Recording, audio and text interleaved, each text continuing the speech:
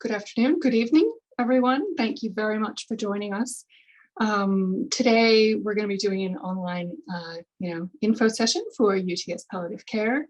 And just to start off, I'd like to acknowledge the Gadigal people of the Eora Nation, upon whose ancestral lands that our city campus here at UTS now stands. And I'd also like to pay my respect to elders, both past, present, and emerging, acknowledging them as the traditional custodians of knowledge for this land where we are. And that's where I am right now, actually. Right, so I'll introduce myself. I'm Michelle DiGiacomo, and I am the course director for palliative care here at UTS in the postgraduate coursework degrees. I'm an associate professor at Impact, and that is a research center with strengths in palliative, aged, and chronic care research. So I've been one of the people who have been building this course that we did a few years ago. We built this, and I teach some of the subjects as well. So I teach some of the communication subjects as well as the research subjects. So tonight, what I wanted to do is to talk about a few things here, and then afterwards get some of your questions if you have any. So we're going to talk about, palliative care at UTS, postgraduate learning space more broadly, and what this might look like for you. And what I'll be referring to tonight is entry into the course for spring 2022. So it actually starts at the end of July.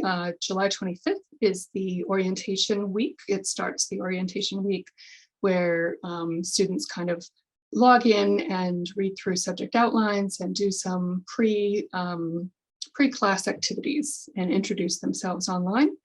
And then the first day of classes for spring session starts on the 1st of August. So I'll just tell you a bit about the course at UTS. So the course was developed just a few years ago here, and we really recognize the need to have more opportunities available to gain palliative care qualifications. We have expert staff and we've a panel of stakeholders that really help to inform our subjects. We're the only palliative care course that's actually anchored within a research center at a university.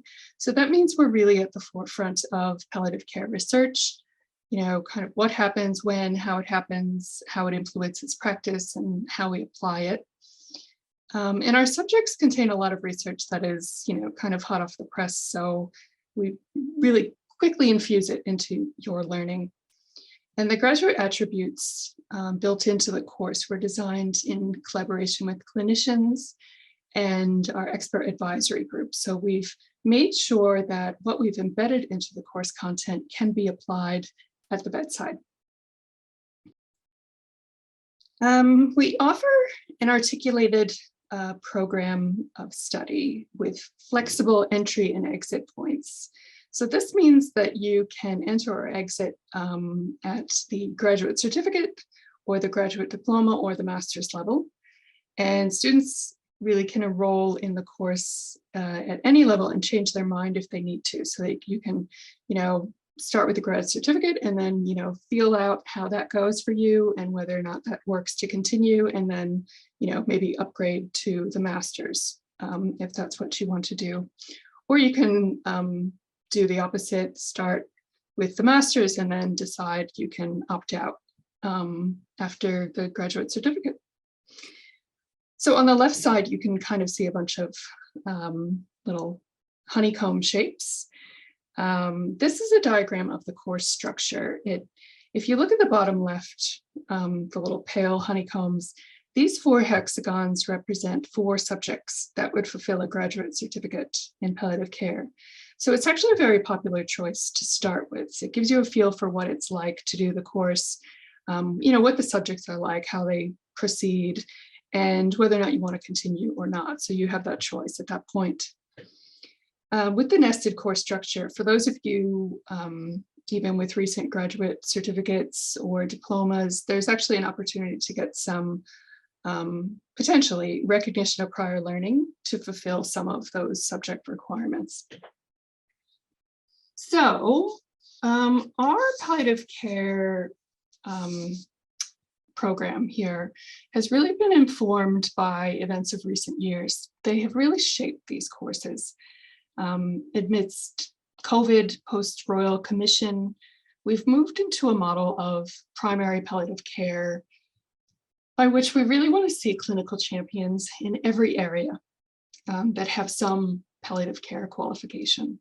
So whether it's in ICU or in community settings, rural and remote settings, or even at nurse practitioner levels, actually having people in these types of spaces who are champions and leaders in the field are what industry want and what clinicians want. And this is really across Australia. So we have some students who are, in Cape York, as far across as WA, enrolled in the course. So they can actually be able to provide, those people they're caring for in regard to symptom burden and end-of-life care. So anyone who is a registered health professional in any practice level from any specialty area who wants to extend their palliative care capabilities is who we want in this course. You build clinical performance capabilities, critical decision-making, and leadership skills. You really develop as an advanced clinician. A lot of the skills we're building with you that we've discussed with industry, they're around topics and interests that you might not have encountered before. For example, building business cases to advance your services, whether at a ward level, a state or policy level. And we'll equip you with skills to be able to put your case forward so you can deliver palliative care to those people anywhere, anytime. We do have students from a range of disciplines. So we have nurses make up a good proportion of some of our students, but we also have, pharmacists, physiotherapists, we have physicians. So, very open, and it really, adds to the richness of the experiences when we have people from different disciplines who are in this course. So that's been very good. So here is an example of, the list of subjects, basically. I'll just move my little bar away. So the master's is 3 years part-time, and you take 12 credit points per session.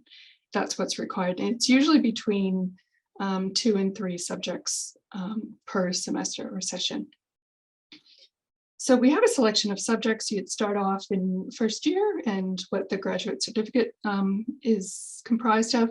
It's communication and collaboration for optimal person-centered care. This involves topics like implicit bias and communicating to provide care for different types of people, some of whom have been marginalized in society and then from health services. So that's one of the first subjects. And then we've got delivering best palliative care. That really it's kind of a public health spin on palliative care.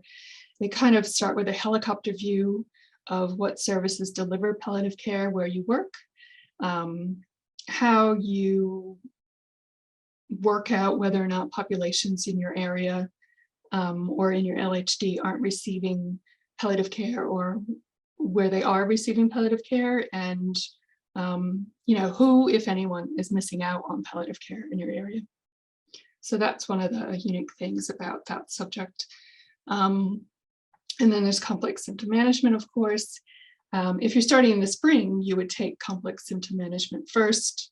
That's around main symptoms across various diseases. So we're not just talking about cancer. We are very interested in what's going on for people with advanced heart failure, stroke, and of course, oncology palliative care. And then we're interested in the complex symptom management issues and strategies that you should be considering, how you should be guiding colleagues, what screening tools you should be using, for example. In the second year, Immersive Palliative Care Futures is, looks at how do we use technology, telehealth, models of care, in virtual models of care. How do we ensure we get palliative care to people to stop them coming into hospital unnecessarily? And then some the subjects that are 3 credit points each are ethical dimensions and legal dimensions of palliative care. And those are very interesting and very popular. Some of the topics covered involve, different states' rules about euthanasia, implications for health professionals, for example. And in the third year, which is the master's year, it's also the capstone. And so that there's always a research component to that. And, you will have taken in year 2 a subject to prepare or refresh you in regards to your understanding of research. And much of the third year subjects really are around advanced clinical assessment skills, advanced communication skills, and advanced pharmacology skills. We've had student feedback, and this was last year, someone who actually just graduated with their master's, and they said in regards to the third year communication subject, now she was someone who was quite an expert in her field already. She's a clinical nurse consultant, very, high level, runs a clinic, and really deals a lot in palliative care, but in a non-palliative care specific setting. And she's a great communicator. And she actually said that, when looking back at the beginning of having, the semester going into the communication subject, she was thinking, why would I be doing this? Thinking about at her level and what she usually does. Not sure that she was going to get anything out of it new. But on completion, she actually said that she did learn something new each week. And she has been able to implement those learnings across her service. So that really speaks to the novelty and the relevance of the content, even for already highly skilled clinicians, which is great. So the course is delivered online. We use a platform called Canvas, and it's not passive learning. So it's not like you are online the whole time by yourself, just working in that, in front of a computer, which you will be, but ours is a bit more interactive. You will be doing independent work, some reading, doing some activities online, but there are also periodic Zoom meetings with interactive opportunities and discussions. That's what we do, a lot of discussing the topics. They are live Zoom interactive sessions. We mainly don't actually use those traditional kind of lecture formats with PowerPoint slides during Zoom sessions. You do have a relationship with your teachers for each subject, and you get to know and interact frequently with the other students who are online and, posting on the discussion boards and that type of thing. And many of our assessments are not always the traditional type. We favor authentic or, quasi-authentic learning opportunities. So, there are several subjects, especially the communication subjects, where you'll do, simulated communication situations, for example, in pairs or in multidisciplinary groups. So these are recorded and you submit a written explanation or analysis. In one of my subjects, I also have students create a digital story about providing palliative care for an Aboriginal and Torres Strait Islander person. So that's a bit different. There's less of an emphasis on, the long essay style, format of assessments. We also tend to have more assessments actually in these subjects, but they're weighted so students get ample opportunity to get additional marks. So they're not all or nothing types of assessments. We have various support mechanisms in place, including the Student Center, helps planning from subject timelines in the library. And as I mentioned, the subjects are delivered on Canvas, which is the online learning platform. Within this, we have developed also a palliative care community site for all of the students in each and every of those palliative care courses. And it's a place with all of the relevant support links and other contextual information about palliative care. All of the teachers are also on that community. And the platform, and it's kind of a one-stop shop of supports, makes it pretty user-friendly. And that's important, particularly for people who might not have studied for a while. So the teaching team is also quite supportive, and they appreciate that students are busy clinicians. In regards to fees, these are based on credit points per subject. Subjects are either 3 or 6 credit points each. And in 2022, credit points were $419 per credit point. So a 6 credit point subject is about $2,500. And this makes the graduate certificate about just over $10,000 in 2022. And you can have a look at the UTS fees calculator link. You can go through and pick subjects and it'll tell you the cost basically. So that's nice, that's helpful.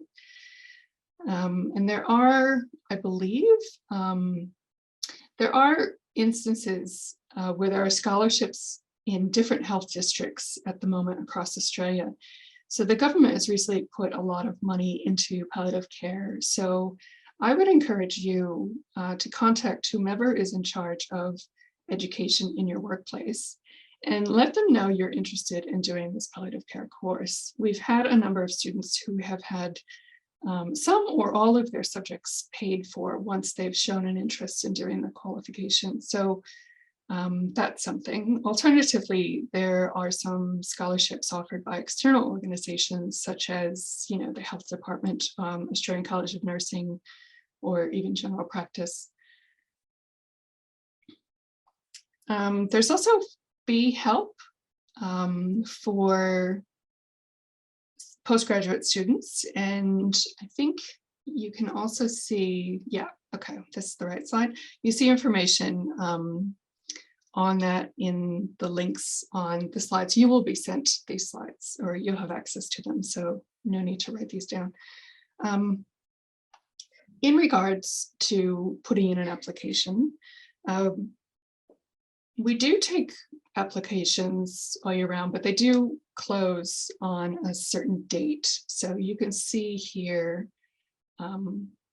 what that is. So you put the application in online, there's no application fee, and applications for starting in spring, they are now open, but they close on the 26th of June. So that's in, I don't know, a week or so. I'm not sure what the date is, but that's all right. And for anyone who actually wants to get credit recognition, so something you've done recently, a postgraduate qualification, that's also something, it's important that you make a point of speaking to me about it ahead of time or soon after you enroll, because that process happens after enrollment. And I am the course director, if I haven't said that already, so I would be the person you talk to about that. Right, so that brings us to the end of this. And now we can start with any questions that you might have, and I'll try to provide answers. Oh, here's a question.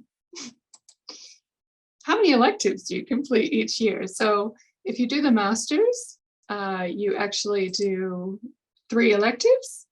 You can fit them in 1 per year or whichever way it works out with your subjects. But if you do the graduate diploma, that's just 2 electives required, and the graduate certificate only requires 1 elective. Thank you for the question. So if anything else comes up, feel free to email me at that address. Okay, well, thank you for joining us. I'm going to end it here. There are no further questions. I'll just shut this off. Good evening, everyone. Have a great rest of your week. Bye.